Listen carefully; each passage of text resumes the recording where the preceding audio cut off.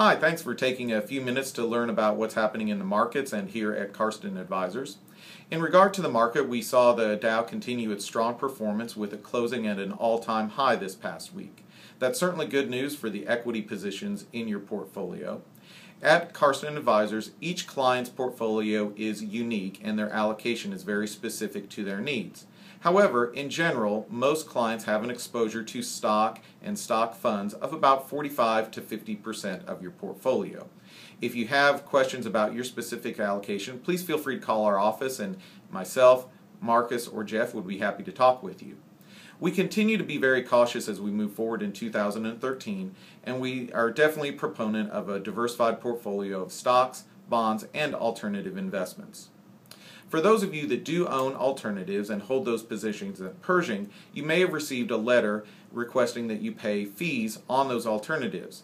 You do not owe that fee. Pershing sent out the invoice in error, and they'll soon be sending out an apology letter. In the apology letter, it's somewhat confusing in that they say that you may not owe the fees. I can affirmatively tell you, you do not owe the fees and you do not need to pay them. However, if you did send a check to pay for those fees, they will also be promptly refunding you.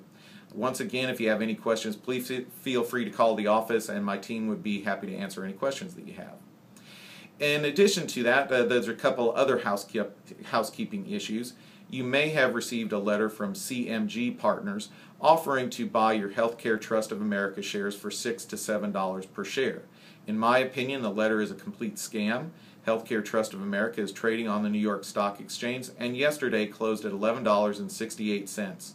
It's been a great addition to client portfolios as we bought those shares at $10 per share.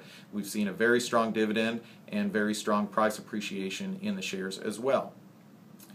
For those of you that may own Franklin Square Investments and Franklin Square Energy and Power, they regularly send out a option to liquidate your shares on a quarterly basis.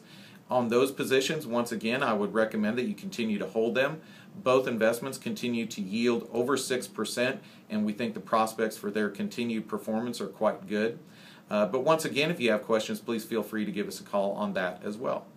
I think that about closes up all the housekeeping issues, but if there's anything else that you have questions about or any needs that you have, as always, don't hesitate to give us a call, and we'd be happy to set up a one-on-one appointment with myself, with Jeff, or with Marcus.